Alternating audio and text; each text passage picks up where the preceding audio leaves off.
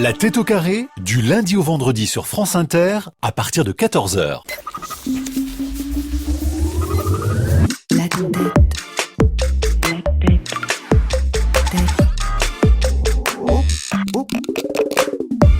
tête. Carré.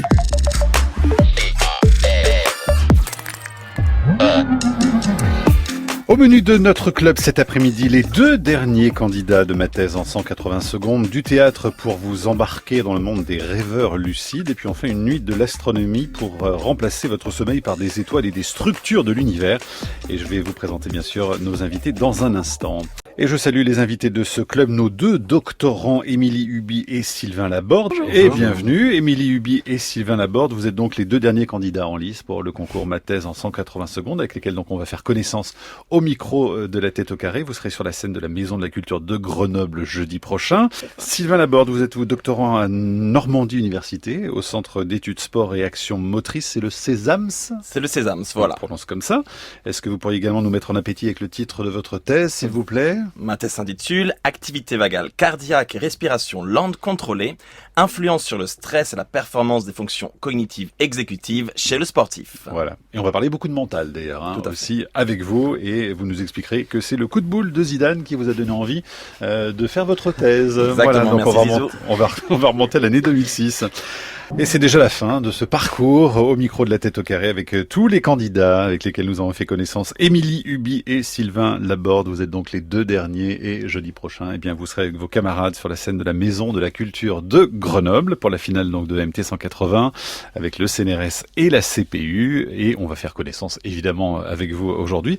Il faut quand même rappeler que vous étiez 600 doctorants, je crois, au départ, hein. C'était faramineux parce que évidemment tout le monde s'est présenté dans toutes les universités de France. Et pour cette 6e édition, bien, il fallait en garder 16. Donc finalement, c'est déjà un très très bon parcours, Émilie et Sylvain, que vous avez réalisé, non? Ah oui, c'est sûr. Enfin, moi, je m'attendais pas à arriver jusque là, donc je suis très contente. Vous avez eu le sentiment que la compétition était assez difficile, Sylvain, ou pas? On a été très bien accompagnés par nos formateurs régionaux depuis le début, et donc je vis ça comme la suite d'une grande aventure. On a vécu les sélections régionales, les finales régionales, la demi-finale à Paris, et puis maintenant on est content de retrouver les copains-copines pour la finale à Grenoble. Voilà. Bon, alors là, et en plus, il y a quand même aussi la finale internationale en ligne de mire, hein, puisque celui qui arrivera le premier à Grenoble aura également un billet d'avion dans la poche pour partir au Sénégal en septembre. Comment vous avez été encadré, justement? Vous nous disiez, on a eu nos formateurs qui nous ont suivis. Ça s'est passé comment exactement, alors ça? Alors je peux parler donc pour la Team Normandie. On a eu la Team Normandie du CNRS qui est basée au Dôme à Caen, qui est un bâtiment dédié à la vulgarisation scientifique. Et cette équipe nous a accompagnés depuis le début, nous a soutenus, nous a aidés à valider nos diapos, notre texte, etc. Et on a eu aussi l'opportunité d'avoir un coach professionnel, Harry, qui super avec expérience radio et télévision, et qui nous a mis. Donc c'était utile pour vous? Ça vous a beaucoup aidé? Ouais, parce qu'on n'est pas habitué, évidemment, forcément, quand on est thésard, à se retrouver face au public. Sylvain, notre dernier doctorant, université donc de Normandie, centre d'études de sport et action motrice, le CESAMS. Qu'est-ce qu'on y fait exactement? Alors, ça va être toutes les disciplines d'études sur le sport, et je veux juste mentionner que je suis également en Allemagne, basé à l'université allemande du sport de Cologne. Voilà, c'est mes deux affiliations. Alors Sylvain, on va écouter également votre prestation, en tout cas un petit extrait à l'occasion des demi-finales, et on va voir que vous devez beaucoup à Zinedine Zidane. Vous prenez tous, s'il vous plaît, votre index droit et vous allez aller le loger dans le lobe supérieur de votre oreille droite. Et vous allez vous tapoter très rapidement l'oreille. On est en train de stimuler la police de notre cerveau. La leçon pour vous à retenir ce soir, c'est qu'à présent, quand vous remarquerez que quand votre police de travailler arrête, vous aurez tous les éléments afin de la remettre à ses enquêtes pour empêcher, je vous le souhaite, que vous ne partiez comme Zinedine sur un coup de tête.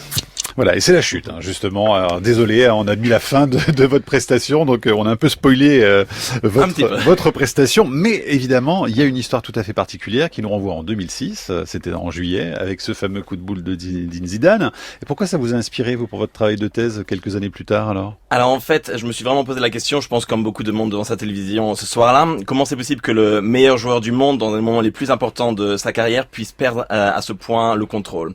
Et donc j'ai commencé à chercher, alors je mets des électrodes sur la tête, sur le cœur des sportifs, je vais m'amuser à les stresser, à les provoquer pour voir comment ils réagissent et ce qui se passe.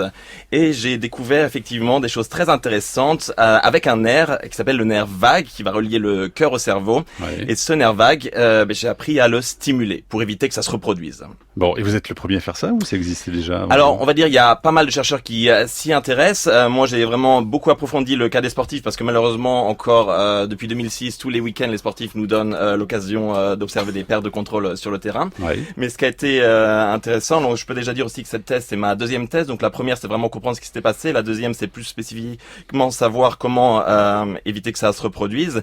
Et donc, c'est à travers mes recherches, je me suis focalisé, c'est ce que je présente dans MT180, sur par exemple des méthodes de respiration lente contrôlée qui vont aller stimuler le nerf vague, ou ce qu'on vient d'entendre comme passage. On appelle ça la stimulation transcutanée du nerf vague au niveau de l'oreille afin de réactiver ce que j'appelle la police du cerveau et d'éviter que ça se reproduise. Ouais, donc c'est vraiment le contrôle de soi que vous travaillez avec donc des sportifs, hein, puisque vous êtes déjà amené à être avec eux régulièrement. Et alors, une simple respiration, parce que vous avez testé ça avec le public, suffit justement à agir sur ce nerf? Alors une simple respiration, une respiration appelée lente et contrôlée, c'est-à-dire qu'on va avoir un temps très spécifique à respecter d'inspiration et d'expiration. Alors traditionnellement, 4 secondes d'inspiration, 6 secondes d'expiration pour ce qu'on appelle appuyer sur le frein, une expiration un peu plus longue. Oui. Mais chaque individu, chaque être humain a une fréquence spécifique en fait de respiration qui va provoquer ce qu'on appelle une résonance cardiovasculaire afin d'optimiser le couplage entre donc le fonctionnement cardiaque, les poumons et le cerveau. Voilà, Sylvain qui respire peu d'ailleurs en le disant parce qu'il a un débit quand même très très rapide. Alors Sandrine Codis, vous aviez une question à lui poser. Une petite question sur la façon dont vous faites les expérimentations sur les sportifs. Donc c'est quel genre de stress ou de provocation que vous utilisez? Oui. Alors, on a plein de manières joyeuses de stresser nos sportifs, et donc celle que je peux citer, on va beaucoup les mettre sous. On va essayer toujours de reproduire le stress qu'ils peuvent avoir en compétition, c'est-à-dire on va leur mettre des caméras avec des experts qui vont les juger tout le temps. On va leur mettre des stimulus auditifs, style on va aller dans des stades, enregistrer quand le public va siffler, l'arbitre va siffler les joueurs, et ça on va leur passer en boucle pendant très longtemps, oui, et voir ensuite comment ils réagissent. Le maximum que le comité d'éthique nous autorise, c'est 75 décibels par ailleurs. Ah oui, il y a quand même des limites, évidemment, ce qui est pas mal. Alors, notre comédien Marien Tillet, qui aurait peut-être besoin de travailler sur son nerf vagal aussi, non, avant de rentrer en scène. Du coup, je me demandais, est-ce que vous agissiez sur la fatigue, justement? C'est-à-dire, est-ce que vous leur demandez de faire 2 nuits blanches et puis comme ça ils sont bien à nerf et...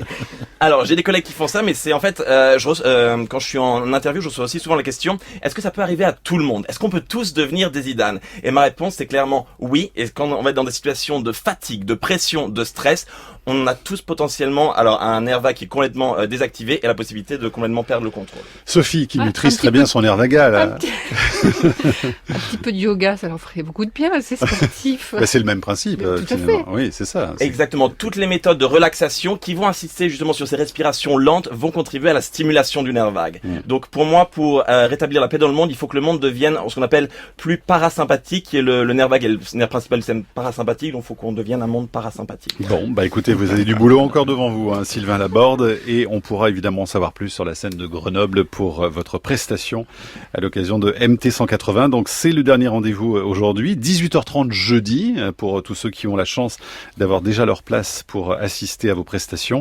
Et en attendant, on peut voir la vidéo de tous les candidats sur le site mt180.fr. Il y aura évidemment toutes les infos également pour nous retrouver à 18h30, puisque j'aurai le plaisir de présenter cette finale en compagnie de Bertrand Perrier.